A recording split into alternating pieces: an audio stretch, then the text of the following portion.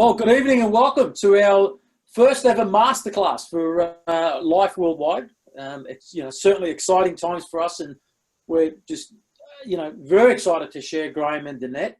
And Graham and Danette's very good friends of mine who I met in 2013 in Toronto, Canada. Can you believe it? And it was love at first sight, of course. True, very true. 100%.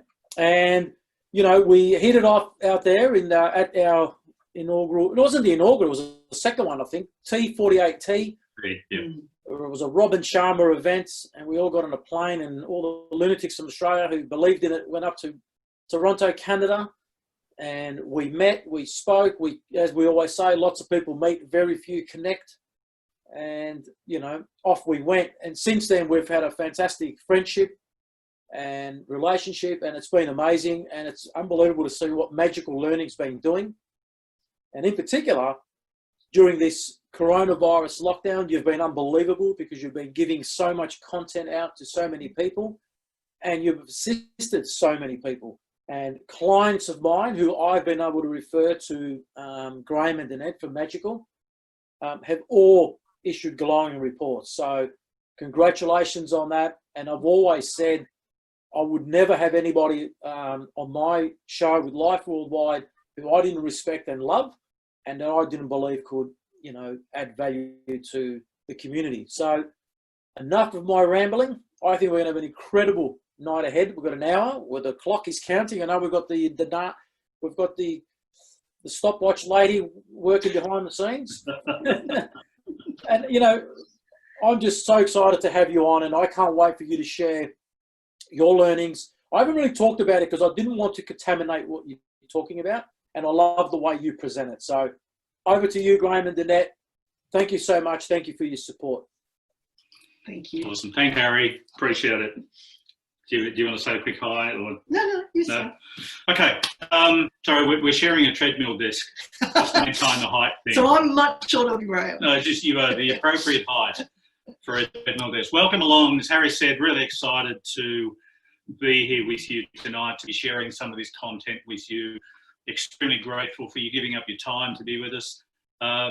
We will dive into the content in just a second, but in terms of housekeeping, if I could share just a couple of things. If you are relatively new to Zoom, don't panic, it's pretty easy to use most of the time.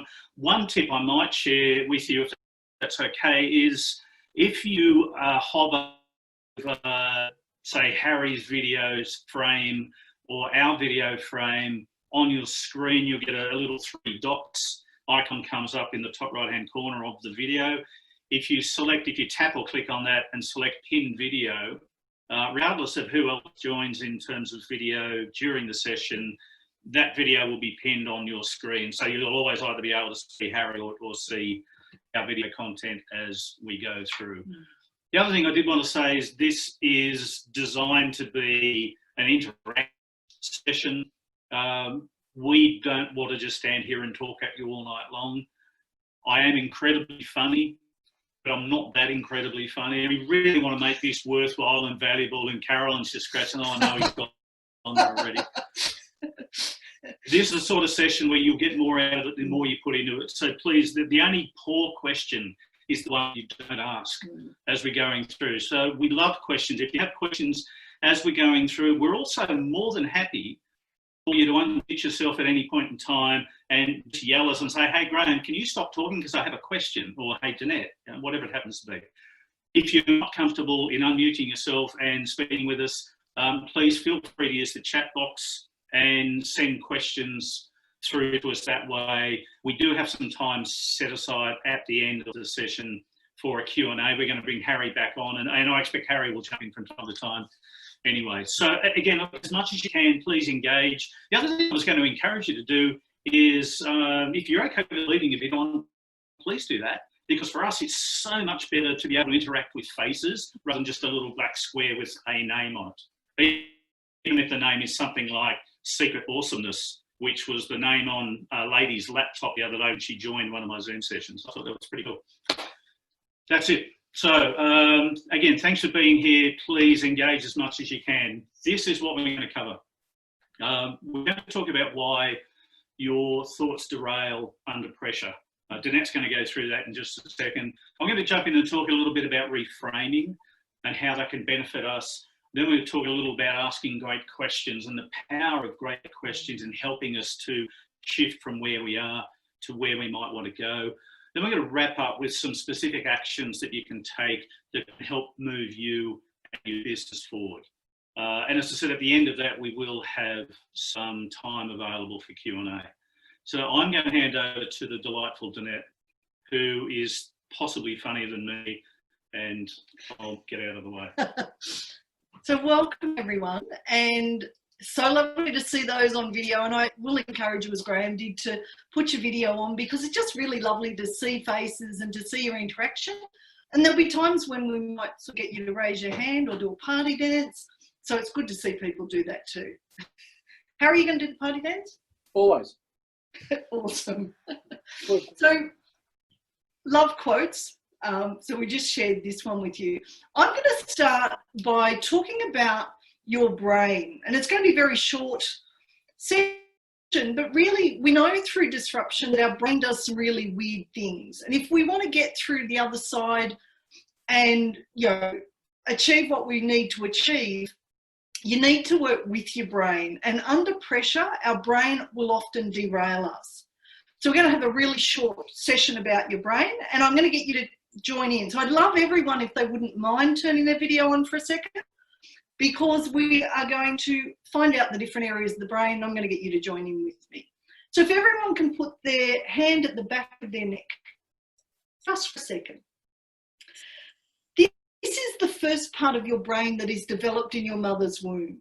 And you can take your hand down now. It's called the brain stem, and its function is really important. So you're not sitting here watching me going, breathe. Blood flow, please flow. Body temperature, please regulate. Because if you had to think of all of those things, your brain would fry. You would not be able to actually function. So the brain stem does a lot of things automatically. And one of the critical things is under pressure, we change how we breathe. And you won't be aware of it. What you'll become aware of is how your brain doesn't function as well. So this part, no matter what, will always get blood flow, unless it is step 7, in which case you see people on ventilators and stuff. Now, the second part of your brain that is developed in your mother's womb is on the side of your brain, and it's about our survival. Where Graham and I live, we have resident brown snakes. Yuck. So sometimes we'll walk out the back door and there's one lying across the path, and we're half an hour from town. So you don't want to be stepping or looking at that snake going, what is that? All over Red Rover. So our brain, the moment it detects a threat, whether it's a physical threat, like a snake or someone coming at you with their fists, or whether it's a social threat. So it could be someone yelling at you, for argument's sake. Or maybe you've made a decision and you don't feel so great about that, and your peers are starting to question that. So that part of our brain does what we call the survival things. That's really technical, isn't it? So it does either fight, flight, freeze, and the last one it'll do after the threat has occurred is we come together and we flock. And flock means we talk. Now that's actually really important because we share our lessons. Now the last part of our brain that is developed is at the front of our brain, and this is where we do all of our thinking, our creativity, etc. And under pressure, this is the part of our brain that we need to function really well so we make good decisions. Now, I'm pretty sure, because Harry has had a bit of a chat, some of you will have been going through a lot of disruption. And hands up if you found occasionally your brain's a little bit foggy brain and you struggle to make perhaps good decisions. Hands up if that's ever happened to you. It's happened to me and I teach this stuff. Yeah, thank you everyone. So what you see is the impact of stress. So the moment our brain detects a threat, our brain does some very interesting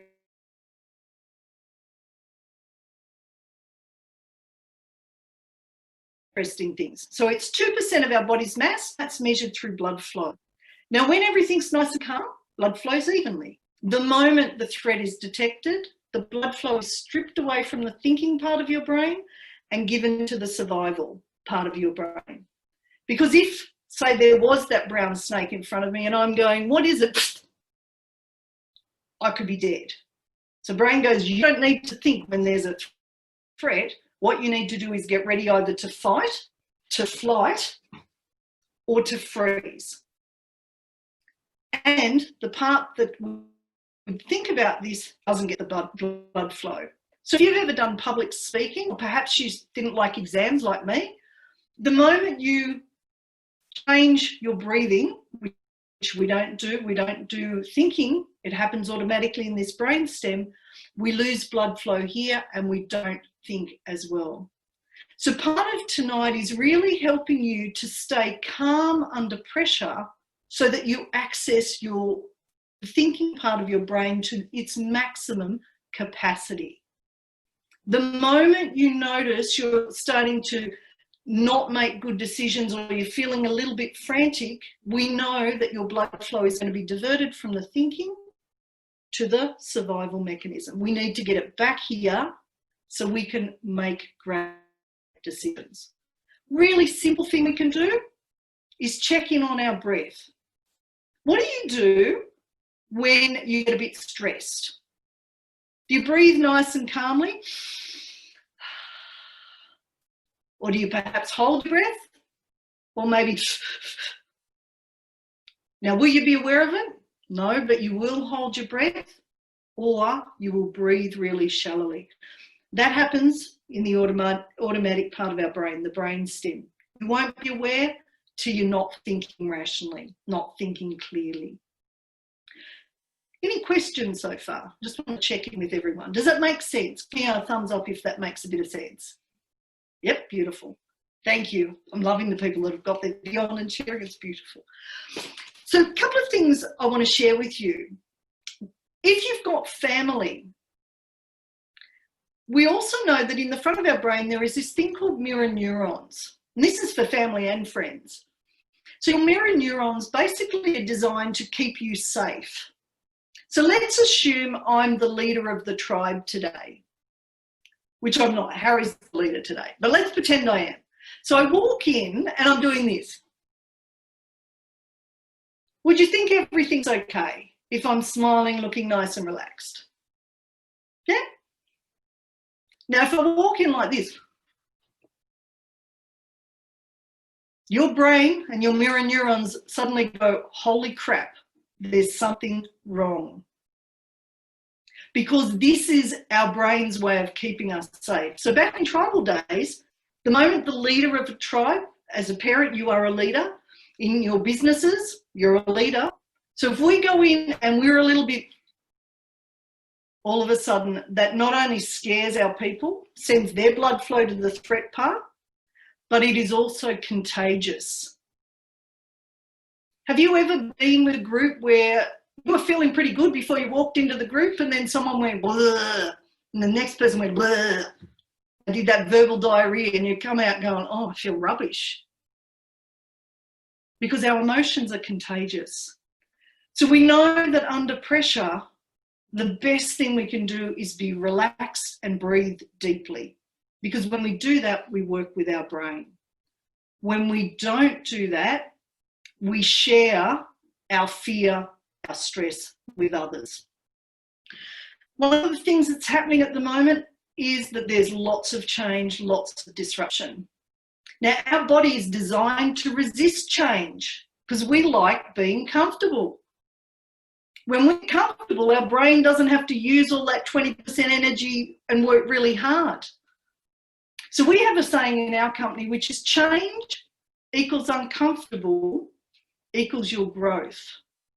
So if you're not feeling uncomfortable, you're actually not growing. And through disruption, the best thing we can do is be proactive and grow. Be uncomfortable and recognise, rather than going, oh, I don't like that, go, yes, yes. You'll notice I'll do this a lot because when we celebrate something, we actually want to do it again. So the moment you get uncomfortable and you take a little step, do the party dance, however that looks for you, because then you'll actually want to do it again. And that's really important. Now, I just want to share 2 more things with you, and then I'm going to hand over to Graham. So one is a hack for your brain when you're feeling a bit stressed. Now, hands up if you would like to increase your brain's proficiency, so how well it works, by up to 31%. Hands up if you would love to do that. Yeah? No drugs, no nothing involved, because I know Harry says no to drugs, and I agree. All you have to do is this. When we smile, we signal to our brain that everything is okay. And so it fully puts that blood flow back at the front. Now we're going to, very briefly, learn a new tool. So this sort of demonstrates the brain science in a nice way, and why being calm or neutral or centered is so important.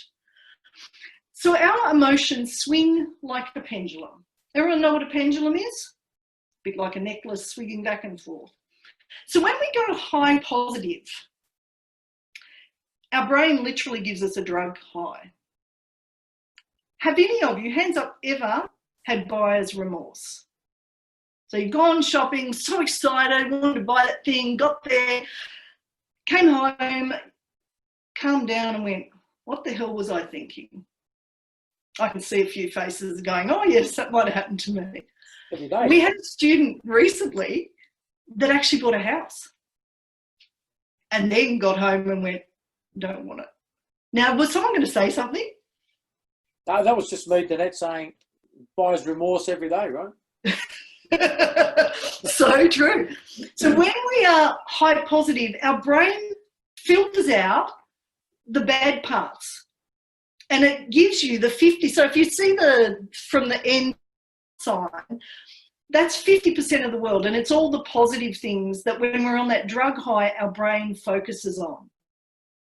Equally, when we swing to the low negative, our brain filters out the 50% of the world that's positive. So if you're in a really bad mood and someone you really don't like comes your way, and I say to you, tell me something good about them. There's nothing good about them. They're mongrels. You go, because our brain has literally filtered out anything good. And we know through the brain science, the moment your brain goes to negative, particularly strong negative, your brain will shut down neural pathways and get stuck on the problem. And you will go round and round on the problem, not solve it. But when you come back to centered or neutral, just nice and calm, so you're breathing deeply, your brain sees both the positive and the negative. It sees more of the environment than it does when you're either high positive or low negative. In that beautiful centered spot, you will spot more opportunities than anyone else who is strongly emotional either way. So we have a phrase that we use all the time, which is it's not good or bad what's going on, it just is what it is. If I'm calm, then I'm going to identify more possibilities, more opportunities than if my emotions are swinging strongly. And Graham's going to come back to questions we can ask in this state that will really help us move forward. So I'm going to hand over to Graham now, unless there's any questions first. I better just check. I've got a question around that leadership piece that you talked about. So right now, a lot of us are, or some of us might be in leadership roles where, we're in this time of COVID and our stress sensors are through the roof. But we have other families. Harry talks about kind of who's the head of household. So we might be a leader in our family, or we might also be a leader in the businesses that we either run or work in. Is there a trick other than the smiling trick to just push through? Because some days I want to go back and hide under the bed and I've got to lead, and it can be really hard. So I know that we can trick our brains. Are there any other, the happy dance, the smiling, any other tricks? Couple of others, and we're going to talk at some at the end, but one that is really effective is have a photo of your loved ones as your screensaver on your phone. and just look at that, because that reminds us about gratitude and what's really important in life. I'm internally having a bit of a giggle because I'm in Melbourne and I haven't left my family. They're in my house. I don't need to look at a photo. I'm at home with them. But I know what you mean. That's a really good point. It could even be a beautiful photo of somewhere where you want to go. So that might be a better one. I take your point too. Now I'm going to hand over to Graham, and there's two other people just coming in. So hang on 2 ticks. I'll be back a little bit later on. Thank you, everyone. Like the tag team. Tag. Woohoo! Alrighty, let's have a chat about reframing. And just going back to Carolyn's question, this is also a very effective way of shifting not only what we're thinking, but more importantly, what we're feeling about a situation. And it can be a situation, it can be a person, an experience, an event, a colleague, it can be a child. What happens? Our brain, so we've learned so much about how the human brain functions in the last 25 years, and we've learned more in the last 25 years about the human brain than we knew in the 150 odd years before that. And as a science, neuroscience has been around since the 1870s, so we've known about it for a long time. One of the things we understand about our brain is psychologists coined a term called confirmation bias. And again, we've had this as a principle in terms of brain science for decades. On one level, your brain, my brain, is like Aladdin's lamp. And so one of the things that our brain looks to do is to confirm biases or opinions or beliefs we have about people, situations, events. So a great example with reframing is, you've got kids at home, you love your kids dearly, but sometimes if they're younger, I just wish they were more grown up so they were easier to manage, or they could manage themselves. So you come out to the breakfast table one morning and your 5-year-old is trying to be a little bit more grown up and trying to help, and they've just managed to spill cereal and milk and stuff. It's just everywhere. But they've got some into the bowl and they're eating it out of the bowl. If we're a little bit stressed anyway, if there's a lot going on for us, it's quite likely that we just look at that situation and say, oh, come on, can't you just... And we might not articulate that, but that could be going on in our head. So all of a sudden the situation is a mini disaster. But it's only a mini disaster because of what's going on up here. Now, if I choose to put a different frame around exactly the same situation, and this in part comes back to your question, because this stuff sometimes is really hard to manage. If I put a different frame around it, I could walk into the kitchen or wherever the dining table is, and I could see exactly the same mess made by exactly the same child. And I could say to myself, wow, that's pretty awesome. Like, he or she's only 5 years old, but they're trying to help by getting their own breakfast. That's amazing.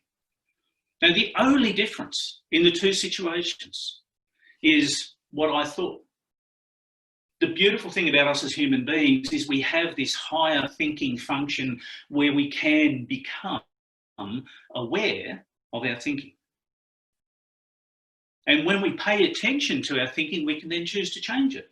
So I can catch myself mid-reaction, oh, this is a disaster, and think, oh, well, wait a minute, what if it's not? What if it's not a disaster? So part of the reframing thing, again, is just being more aware of what we're thinking, because our thoughts generally trigger our emotions. So if I'm feeling really bad about a situation or a person or a thing, that's a really good sign to go back and check my thoughts, because it's usually my thoughts that'll be triggering that emotional reaction.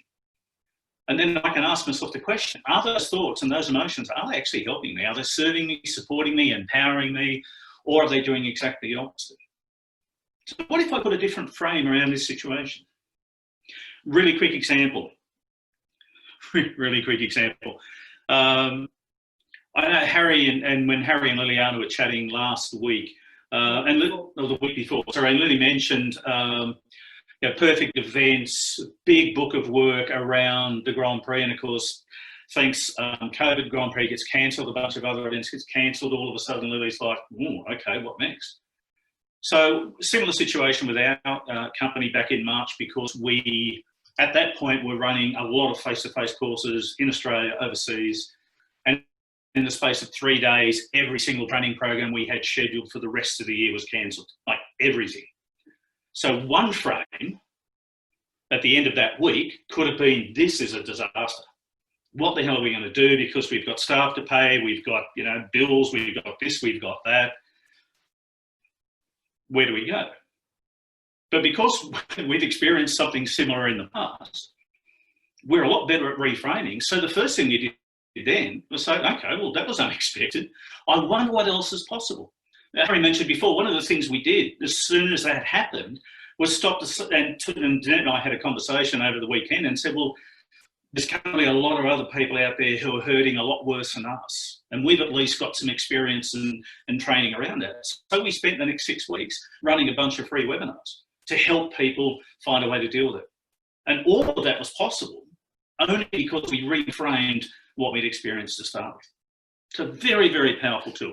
The other thing that comes on the back of reframing is better questions. I mentioned that the brain and Aladdin's lamp, and I hadn't actually finished up on that. So the idea of confirmation bias is that when we hold a belief or an opinion or a judgment in our head about a person, a situation, an event, our brain literally, it's like rubbing Aladdin's lamp with a genie. Our brain is a genie. It just comes out and says, your wish is my command. You think you've got problems? I'm just going to go and look for all of the evidence to back up your belief that you've got a problem. I'm going to look for all of the evidence to back up your belief that that person is a dropkick, or that that employee is worthless and can't do anything. Whatever it happens to be, my brain will go and look for evidence to back it up, and it will ignore evidence to the contrary. So be really, really careful about your beliefs. Think in your thoughts. If I choose to see this as, wow, that's unexpected, but what a great opportunity. So another way of reframing, one of the better tools for helping deal, certainly helping move forward through situations where we're really struggling. There's a lot of uncertainty, there's a lot of disruption, there's a lot of chaos. A lot of us are in lockdown, that's not going anywhere anytime soon. And it's this. I just realised that this could stand for, where's the other Harry? But that's not what it stands for. There he is. It stands, by the way, credit where credit's due. This is a question that we got from Robin Sharma, and Robin has used this question. He's preached about this question for decades. And it is simply, what's the opportunity here? When things go pear-shaped, when something completely unexpected happens. Jeanette talked before about how our brain can tend to focus in on a problem, and it's like putting blinkers on. So ask better questions, like, what's the opportunity here? What else is possible? Some of the other great questions, I started the list and then I realised that we don't have unlimited time, so I'm not going to go through all of them, but we certainly can share them with you later. Some of the other questions might help you move forward in your business. What are some of the things we're tolerating at the moment? Because toleration is also one of those things that tends to drain us of energy. What are we missing in the current situation? Sometimes we can feel we're sort of backed into a corner and we've really only got two choices. We either do this or it's that. If you ever find yourself thinking that, or you're having a conversation with a colleague or a manager and they're saying, well, we've got two choices. A powerful question there is, all right, what's the third choice? What's the third option? If you have a conversation with somebody, try and come up with a solution, and you say, what are your opportunities, or what are your options right now? And they say, I don't know. Well, if you did know, what might they be? Now, it sounds like a really inane question, but it's incredible how quickly you can trick your brain into thinking a little bit differently about something. So, reframing and asking better questions, two really, really powerful tools. I'm going to hand back over to Jeanette in just a sec. But before I do that, I did want to ask, does anyone have any questions about the stuff that we've just gone through?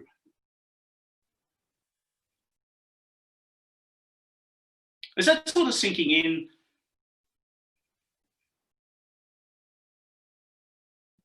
It is. Beautiful. Thank you. Harry, H. Graham, I was going to say that obviously during this period, I mean, since March, obviously, the world, I mean, we're not talking about Australia, but, you know, the globe, no one's ever seen anything like this. Yep. And and I don't think ever in our lifetime we're going to see anything like this again. And the carnage, I'm calling it carnage. Like for me today, from 5:30 this morning, right up, and you know, I couldn't come in earlier because I was still on the Zoom thing till bloody Yes. 6:45. It just hasn't stopped. And I think people are starting to now feel the pain, the real pain. You know, the wound is now, you know, being exposed. The Band-Aid's being ripped off. It's not coming off slowly. I'm hearing some horrendous things. And what sort of advice, Graham, would you say is good advice to take on board? You know, what sort of medicine do you think is good medicine during this period? Because how will people ask these questions of WOH? How are they going to use their brain? How are they going to put themselves back together again? Great question. Great question, Harry. Thank you. I think that the key, going back to the emotional pendulum model that Danette shared before, so before anything else, we need to understand that the part of our brain that identifies great questions, the part of our brain that can also help identify options and ways forward, is the front part of our brain. And that's the part that stops functioning well when we're stressed, when we're anxious, when we're angry, when we're tired, or just when we're emotional. So I think the first step is just check in on where you are emotionally. And if you know that your emotional pendulum is swinging, then the first thing to do is do what you can to come back closer to that calm, neutral, centered state. Breathing is a really quick way of getting there. When we're in a calmer state, that's when we have the opportunity to start asking ourselves some questions. And if I can share just one suggestion, if we had a lot more time, we could dive into this deeper. So again, one of the things we know about how the brain functions, Danette talked before about threats, and our brain pays a lot of attention to threat. So if we have a lack of certainty about our future, that is a constant threat for us at the moment, and our brain does not like it. So one of the things that can make us feel stressed, tired, depressed, all of that, hopeless, helpless, is because we have so little certainty about what's going on. No one knows when this thing's going to end. No one knows what it would look like when we get there. We have no idea yet. People claim they do, but I don't believe any of that. And part of the challenge for us is because our brain wants certainty, we can start to try and implement artificial timelines and deadlines around it. We can start saying to ourselves, it'll be over by Christmas. Yeah.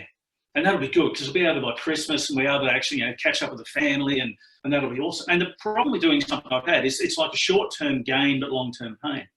The short-term gain is if I put an artificial deadline around it and say to myself, it's all going to be gone by Christmas, my brain feels a little bit better then and there.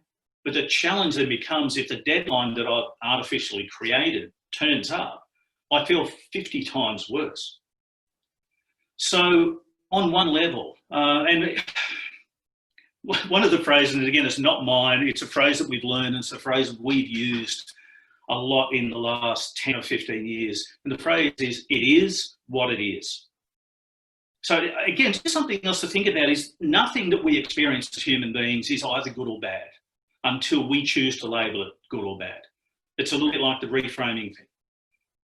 So at the moment, we're in this really messy, ugly, disruptive, chaotic state. It's painful. People are hurting, absolutely. So the first thing is check yourself. Where are you emotionally and mentally? Do what you can to come back to center. Start to play with the idea of being okay sitting in the middle of the mess. It's a really important place to start. It feels uncomfortable. I hate it. It feels yuck. My brain wants to run a mile from it, but I can sit in it. It's sort of okay. And the next step is reach out. None of us can do this on our own, and none of us should try to do this on our own. So when you stand, and long before you get to the point where you think you can't go on any further, long before that, please just reach out. Just pick up the phone and call someone. There are plenty of organisations available to help. There's also people like Harry, there's people like us. There's a lot of other people out there who can help. So Harry, I think, again, we were going to talk about connection a little bit later. One of the really important things at the moment is we are not, yes, we're in lockdown, yes, you might be isolated, but you're not alone. And it's so important right now that I think we reach out, put their hand up and say, look, I'm really struggling. Can you help? Or do you know somebody who can? Yeah, that's a great message there, Graham, because, we're only in lockdown as much as you see it as a lockdown.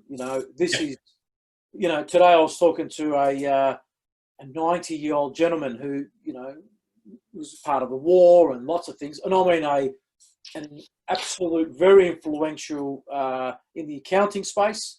I can't use his name, it would be the wrong thing to do, but he was part of the top 4, set up one of those. I think you know what I'm talking about. Yeah. And we shared a fantastic conversation about saying, let me tell you, we had no internet, no this, no nothing. Yeah. And we had to learn to read that one book that we shared amongst everyone again and again and again. So your message is spot on. I'm not going to preach about that, but your message is spot on, Graham. You're not alone. Reach out, text, call, do anything. Social media, find new friends, do whatever, explore the option. Yeah. Just one other thing that came to mind, Harry, if I can quickly share, and then I'm going to hand back over to Danette. And again, this is sort of in the reframing space. Be really mindful of your thoughts. So one of the things that comes up a lot, and we're doing a lot of coaching, a lot of supporting of people at the moment, and particularly those in Victoria, in Melbourne, where your autonomy has been taken away. You've got the government and the police saying you must stay home, you can't do this, you can't do that, you can't do this, you can't do that. So we can get stuck in this pattern of thinking of, I have to stay at home, I have to do this, I have to do that. Change one word in that. I get to stay home. I get to spend time at home with my kids rather than I have to stay home. It's a subtle difference. It's a little bit like the difference between life happens to me or life happens for me. Tony, how are you? You have a question? Can you unmute yourself, Tony? Do you have a question? I'm not sure. I just saw you raise your hand.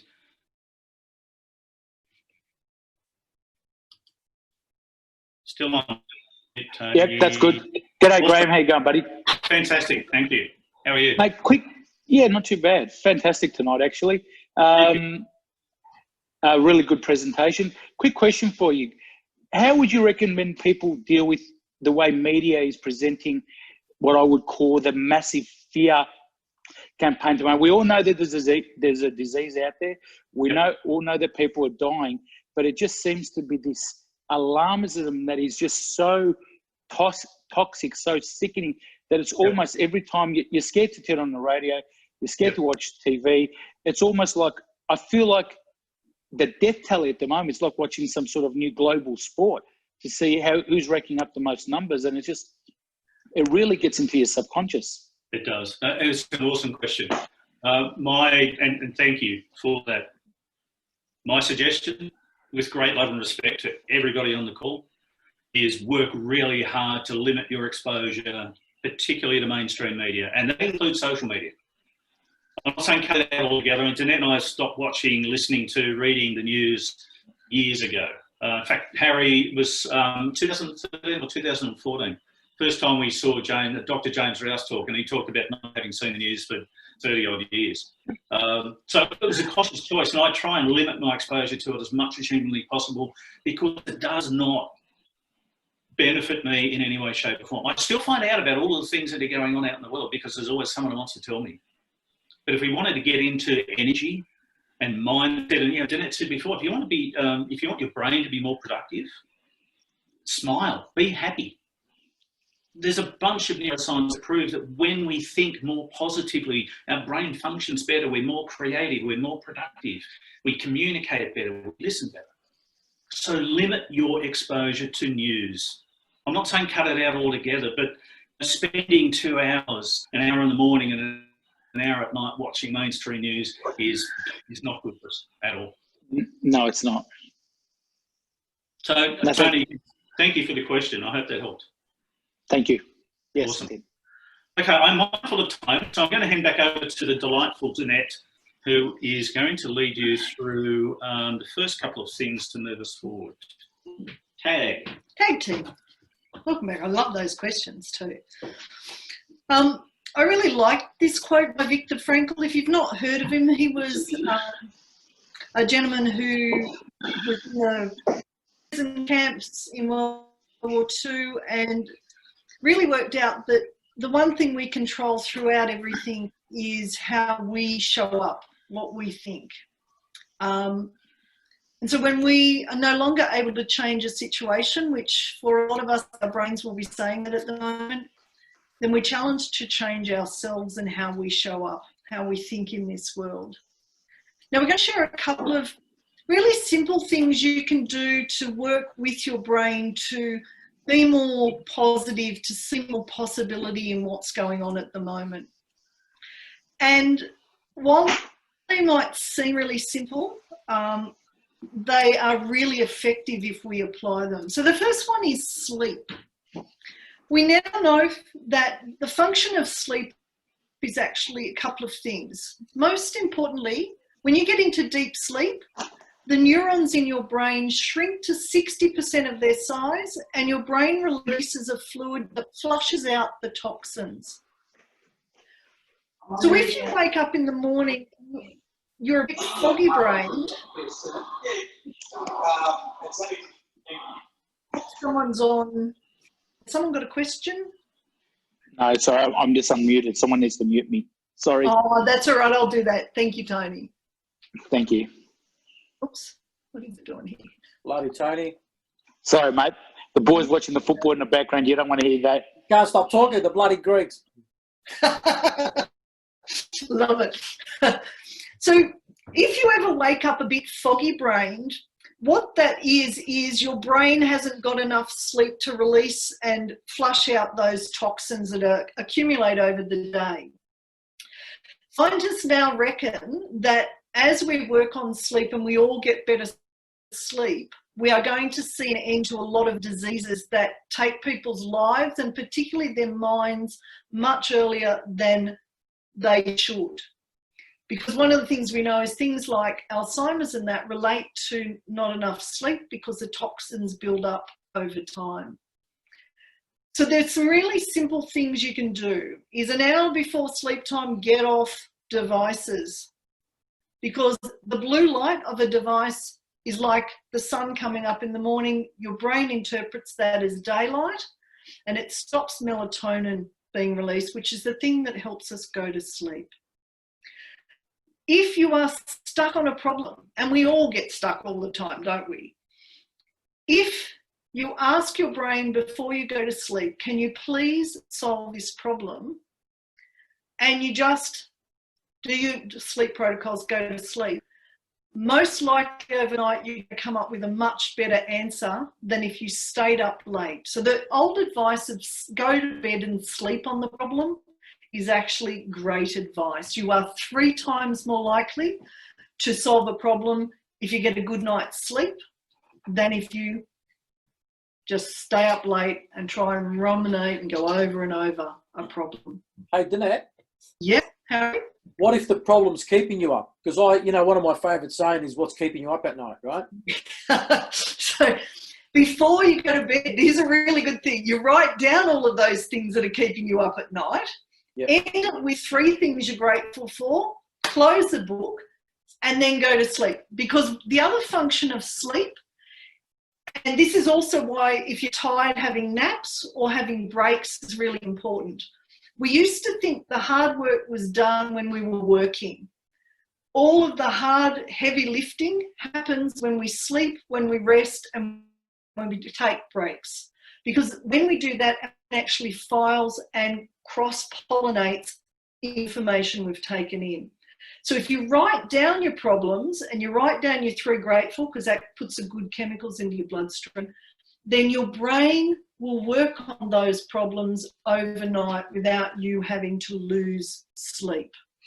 It is your superpower, and it is the one thing that if you could change nothing else, if you can improve your sleep, it will help you from so many different levels to be able to move forward better. That's my number one, and we could talk about this for 5 years, I reckon. So sleep, first thing. Second one is self-care. I love Harry's videos. I watch them all the time, and he's like, the run's done, and then he starts. And what he's doing is doing that self-care before the day starts, because you can't serve if you're exhausted. Now, we know that if you haven't looked after yourself, your resilience does this. It does a nosedive. And you'll know it because this will happen. People will start, pardon my language, pissing you off. Oh my God. You want to throw your phone, throw your computer. You go, I just want to find a deserted cave or a great island where no one else, and I don't want to see anyone for a while. And that's your body saying, you've been really generous to everyone else, but you've forgotten to fuel yourself first. So please fuel yourself first by eating well, drinking lots of water, getting your exercise in every day, because all of those look after you so you can serve others. One thing I will say is drop the sugar intake.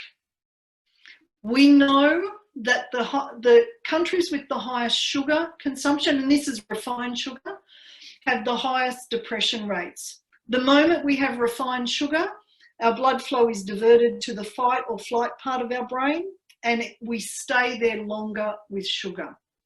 So if you are not feeling good, start taking out sugar and you'll notice you'll feel better. Now, there was one more thing I wanted to share with you, and then I'm going to hand it back to Graham. I know that you can't necessarily get out in nature that much at the moment, particularly if you're in lockdown. But we know that if you watch, say, a video of a stream going through a forest, or you have a photo or a painting of nature, your brain will start to calm automatically. So even if you can't get out in nature, which if you can, please do so, I would also suggest just Google stream meditation or ocean meditation and watch that for a minute or two. And just notice how you start to slow your breathing, the blood flow comes back. It's going to help you to make better decisions. Now I'm going to hand back to Graham for the last two, and then we're going to go through the Q&A. Thank you. Tag. Woohoo. Journaling. Quick show of hands for those of you who currently do or who have used journaling in the past. Interesting. Harry, awesome. Yeah, knew Harry. That's brilliant. Thank you. Thank you so much. So it's not surprising that there is a growing body of science and research to back up the fact that journaling is good for us. Some of the benefits that we get as human beings from regular journaling include, so it helps us deal with stress. It helps lower stress faster. It helps us build our emotional intelligence, which is an awesome thing for us as leaders, as business owners, as partners, etc., in being able to manage ourselves and manage others better. It generally makes us more positive. It boosts our immune system. There aren't a lot of negatives. And this is even when we're journaling about things that might have caused us some negative emotion to start with. It's also a really powerful way of helping us deal with situations that have caused us some stress, for argument's sake.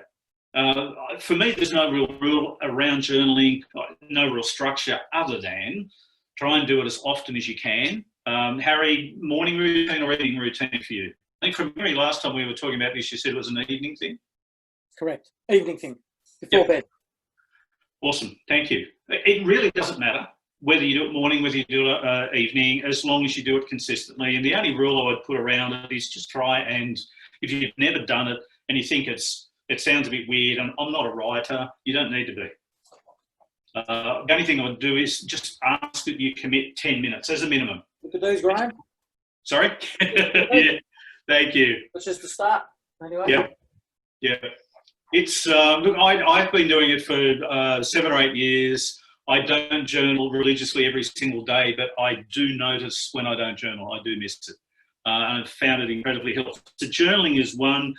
The last thing I want to touch on briefly is connection. Now, I don't know if anyone knows, going back to school days, for those of you who might want to admit or remember Maslow's hierarchy of needs. Does that ring a bell for anyone? What'd you say? Maslow's hierarchy of needs. That's 1942. What are you talking about? So that was probably before you were born, Harry, I'm pretty certain. Maslow's hierarchy, is usually shown as a pyramid. And Maslow's theory was that you had to meet the base level need as a human being before you could move up to the higher levels. And the base level used to be, well, in fact, the base level still is, things like food, clothing and shelter. So that was, and Maslow's hierarchy has been referred to as a very valid model for a long period of time.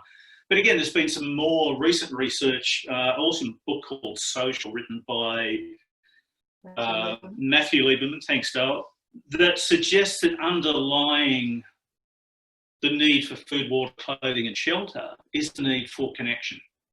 In order for us to thrive as a human being, we need to have that social connection. Again, a bunch of studies around connection. But when we talk about connection, what am I talking about? So think about, and again, I acknowledge that some of us are sort of stuck at home at the moment. You get to spend more time at home than you might necessarily want to. You don't necessarily get to travel or to be as active socially face-to-face, but that doesn't prevent you from being active socially online with people who can help motivate, inspire you, hold you accountable. So things like masterminds, connecting with people who challenge you, who inspire you, who motivate you, who ask you great questions. Don't hang out with people who just want to drag you down and people who make you feel bad about yourself.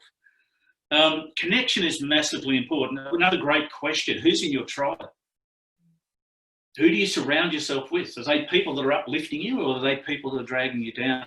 And if it's the latter, then find opportunities to spend less time with them or more time with other people. One just really quick thing, if I can share, I'm very conscious of time, about connection. And that is, there was a massive meta study done. So basically there was some psychologists got together and they researched, or they pulled in 158 different studies on human connection that involved 308,849 people. So this is not just a little thing. This is a massive body of research. And what they found was that people who were socially active, in the context that they stayed connected with other human beings in a positive sense, were 50% less likely to die of unforeseen circumstances or preventable illness. 50%. So we're increasing our lifespan by making sure that we stay connected. We just need to make sure that we stay connected to the right people. And if we're not sure who the right people are, it's not hard to work out. Next time you spend 20 minutes having a conversation with someone, when the conversation finishes, grab a journal and just journal for 10 minutes about how the conversation went. How are you feeling afterwards? You already know whether or not they're helping you. And if that conversation is like, I don't feel good at all about that, then maybe I won't have a conversation with that person next time. Again, I am really mindful of time, and what I think we might do now is bring Harry back in to field. We were certainly going to do a little panel sort of arrangement thing with young Harry to field any questions that come up. So Tony Spikas, again, thanks so much for being on the call. Kind of got on the footy. Don't worry about Tony. But I noticed we've got the doctor. Not many know the doctor. Dr. Glenn, Mr. Glenn Williams. Any questions there, mate? What if we unmute Mr. Glenn? Yeah, I'm unmuted. I think I'm unmuted. How are you, Glenn? Hello, everybody. Hey, Glenn. Yeah, I've known Harry for a while now, but been through some recent changes which Harry knows about due to COVID. So I find myself without a place of employment at the moment, and it's caused some challenges for me because since I was 16, I've worked, and I'm now 50 something, and it's a big part of who I am, which is probably a sad thing to say sometimes because people should be more than their work, but I am. I've got a family and I've got interests obviously outside of work, but it was amazing to me for the first couple of weeks how much I felt like a fish out of water. Yeah. But you did something really important, Glenn, and that is that, you reached out to the right people. Yes. And, as time goes on, you'll realise that the where you are, where you were, and where you'll be will be very different, and you'll be in a better place. There's no doubt about it. Yeah, and a lot of what you're saying tonight, Graham and Jeanette, has touched a nerve, because that's where I am now. I've gone away from being the negative side of it to more the positive side of it. So I've started to enjoy the time at home, even though my kids are all grown up, and unfortunately none of them really live with me, so it's made it even more difficult. Yes. But I've chosen to take the time to, I suppose, a bit of reflection, and the connection for me has been more spending more time talking to my kids and some of my close friends, and staying away from you start to realise who the negative people are, more so even when you're in this position. So, yeah, absolutely. Yeah. Glenn, thank you for sharing. Yeah, and if we can help, please. Yeah, Kylie, no absolutely. worries, thank you. Yeah, thank you. Glenn, I was going to say, really good awareness around the fact that we often do tend to link, to hardwire our identity with our work, with our career. And then what happens when your career stops? It's like, well, who am I now? Isn't this a beautiful time to reinvent yourself? Yeah. Whatever that looks like. And you may not know what that looks like yet, and that's sort of okay, but it's still beautiful. Yeah. So thank you. Really appreciate that. Sorry, hi, guys. Oh, sorry, Harry, you talking? No, you're back on. You're on. I'm back. What's the score, mate? What's the score? I have no idea, mate. The boy, Johnny's watching it. Hey, guys, just a quick question around sleep. What's your thoughts on having either something playing in the background or in your headphones? I've been experimenting lately with doing a lot of research about certain music hertz or some sort of tuning where it helps with relaxing, bringing up serotonin, all that kind of stuff. Or do you think that impedes getting into a deep sleep, whether it be a music or some sort of positive reinforcement message playing? There's a lot of YouTube videos where you can have playing. It hasn't, I don't think it's helped me not sleep, but I'm just wondering, do you think that impedes going into that deep sleep that gives you the right rest? No, so probably not. I mean, you'd be a better judge whether it's working for you, because it literally isn't a one-size-fits-all thing.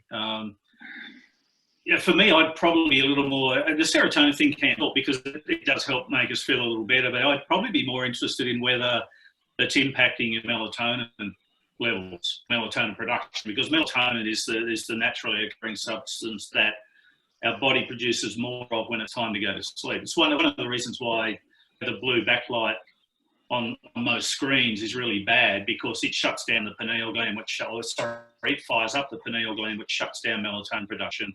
And that's a signal to our brain that it's bedtime. So I guess if you find that it doesn't keep you awake, so you're not spending an extra hour listening to the music trying to get to sleep, but at some point you just naturally drift off. And if you sleep soundly, then I'd say go for it.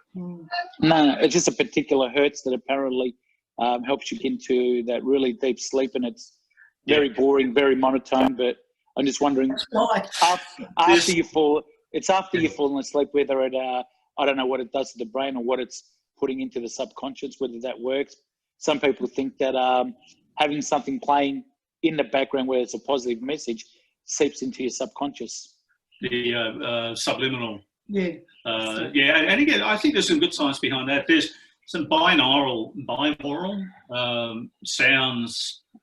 Some people are doing some really clever things with using music to actually help you get into a flow state, for argument's sake. I was also going to say, even trying a loving kindness meditation, so having that play just before you go to sleep. And one of the things we know is our body likes it when we're cold. So if you have say a cold shower, or even putting your feet in the shower and getting them really cold and then jumping into bed, it's like our body wants to hibernate. And that's a really good way to sort of get you into sleep pretty quick too. That's a good method. I don't know about washing. Maybe if you've got stinky feet, wash them, but... we weren't going to go there, but anyway. No. What I'm saying, so one of the things, and it came up with James Rouse when he was here, and that was Dr. James Rouse, which I highly recommend everybody, you should look him up.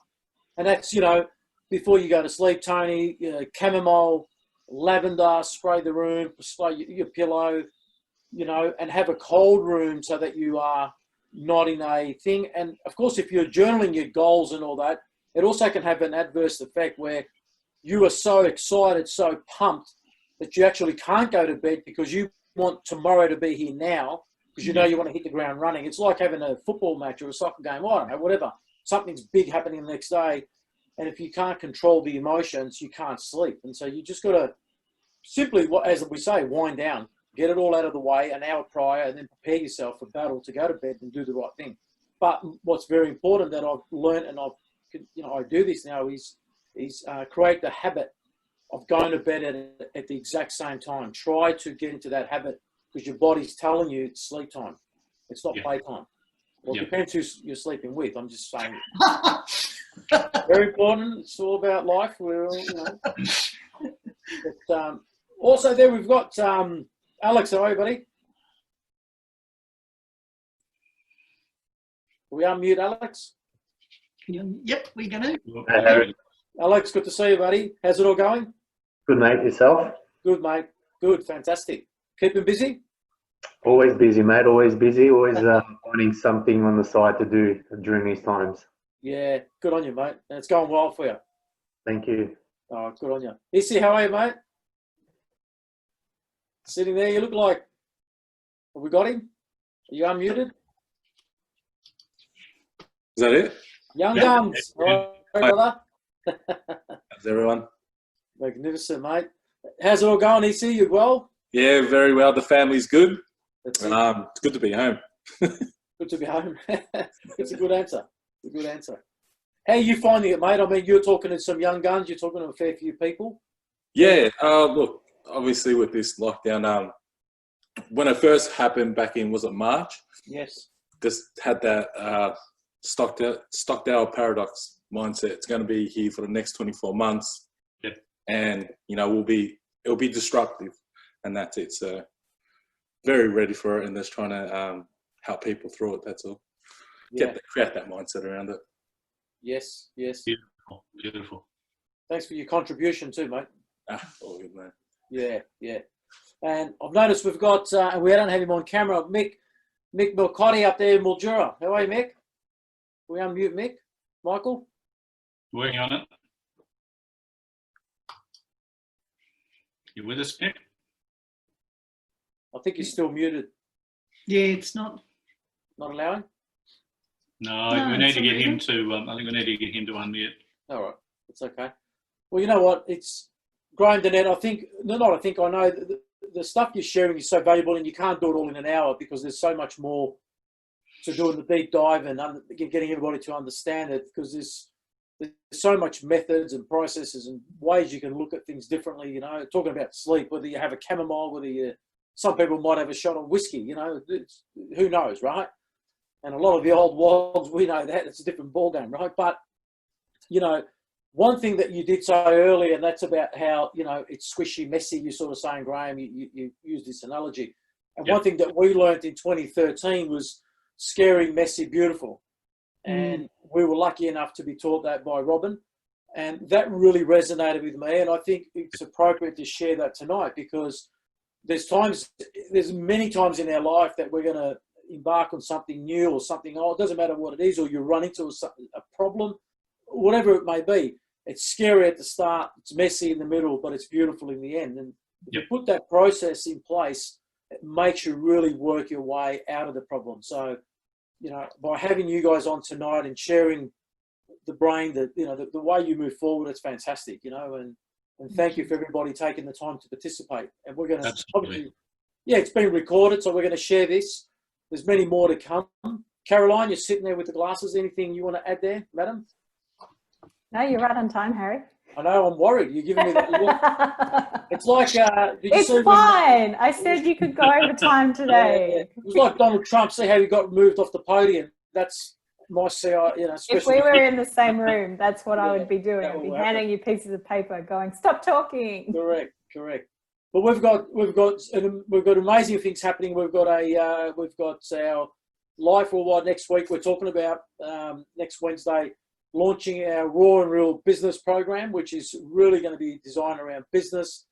We're going to give you a little bit more that. I'm just waiting for some information. This one here is going to be it's going to be a deep dive into business, because we're sort of dealing with the people, not dealing with the business. A lot of the businesses are suffering. I was lucky to share a conversation today. This was my 9th meeting today, funny enough. One, I drove out to, I had my excursion form, wherever I put it, I can't see. I had to fill out the permit like I was going to school.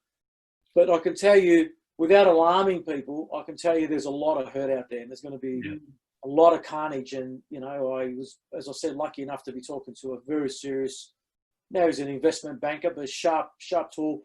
He's just saying, you know what, we can all panic, we can all pack up and run, but H, you always say run to the fight, not from. So next week's going to be a lot about that, and we're going to really share a lot of learnings. I'm trying to get somebody on with us, so it's going to be fantastic. We do have a message here from Kylie. Can you read that? Because hold on. There you go.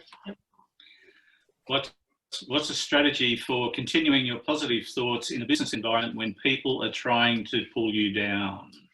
Awesome question, Danette. So this is from Dr. James. Every time he used to walk through a door, and he still does this, he would say to himself, what would love do here? And just show up as love. Be the change. You know, when everyone's trying to pull you down, they're just saying they're scared. So anytime you see people with ego, it's just fear. Be loving instead and lift them up. Yeah. Well, you know what? It's interesting, Kylie, that's a fantastic question. I had not that question, but a similar episode on Monday. Yep. Sorry, Monday. I had somebody tune in on Sunday, but I helped them out on Monday. And that was that they're in an organisation where they're being pounded by the boss, probably similar to you, Glenn. They want this person out. And I said to this young man, I said, stay there till, you know, he can't afford to pay you anymore. And eventually, you know, the pain will go, because some people just can't deal with it. They're taking it out on the employees. Yep. They're home. They're taking it out on the bottle, whether it's drugs, substance abuse. But a lot of people are in a lot of pain at the moment, and we don't know why they're in pain. And sometimes they take it out on you. And all I can say is just think about it very carefully, Kylie. And, you know, I think you're a lot smarter than that. And you can start to see through that. And when the time's right, pull the trigger, pull the pin, be the better person, and or bring him along for the journey, you know, guide him. Yeah. So, yep. Beautiful. Great question too. Yes. Well, are we out of time? Well, the boss said we were right on time. So. Well, yeah, you were right on time. We were. We're now ahead of time. It's just a different time. Time's a construct, Carolyn. Come on. Yeah. Well, Graham, Danette, thank you very much for sharing. Pleasure. We love you. Thank you for the opportunity. Thank everybody for making the time to jump on. As I said, keep punching, keep moving forward. 100% the run's done. I look forward to running with you tomorrow morning. You know, there's no mucking around, you know. Mask, no mask, whatever you want to do. Run, do whatever, skip. And for those that have joined from interstate, you're laughing. It's all cool. Just keep laughing at us. We're going to have the last laugh here. Don't worry about that. All right. Thank you thanks so again much, for the everyone. opportunity, Harry. Carolyn, thanks for helping organise this. Virtual hugs to everyone. Yeah. Everyone. Done. Have a great evening. Have a great evening. Stay in touch. Yes. Absolutely. Thank you, everyone. Done.